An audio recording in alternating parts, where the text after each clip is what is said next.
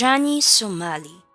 Si Johnny Somali ay naging kontrobersyal at hindi kanais-nais sa Japan at South Korea dahil sa kanyang mapanghamak at nakakagulong mga kilos habang nagla-live stream.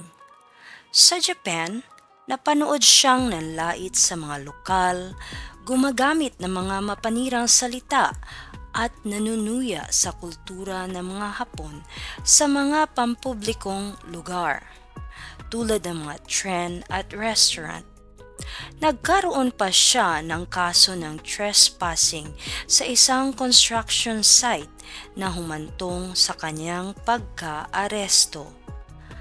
Ang ganitong mga kilos ay nagdulot ng galit sa mga Hapon na tinuturing siyang walang galang at gumagamit ng kanilang kultura para lamang sa pansariling kita. Sa South Korea, nagpatuloy ang kanyang mapanirang gawain.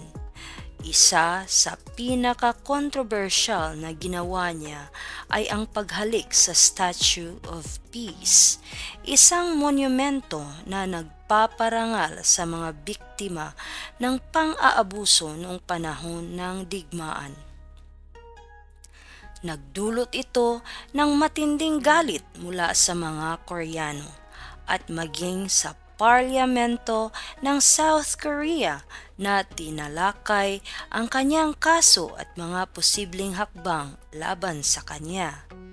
Nahaharap siya ngayon sa mga kaso ng pananakit at paggamit ng droga na lalong nagpalala ng hindi pagkagusto ng mga tao sa kanya.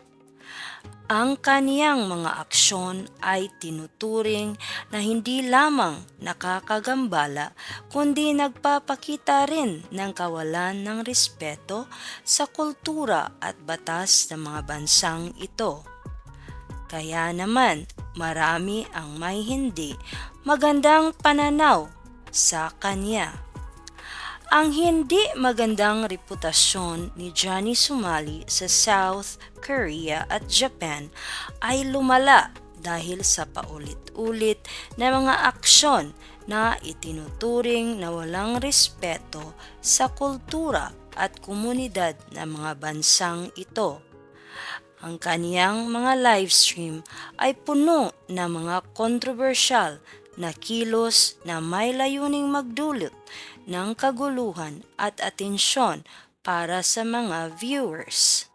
Sa Japan, bukod sa paghaharas ng mga lokal at paggamit ng mga mapapanirang salita, nahuli siyang nag-trespass sa isang construction site at nanlait ng mga pasahero sa mga tren.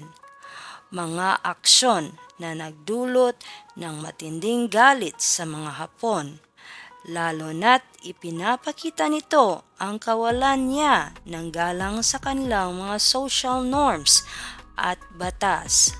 Pagdating sa Korea, dinala niya ang kanyang kontrobersyal na content sa mas mataas na antas ng bastusin niya ang Statue of Peace, isang monumento para sa mga Koreano.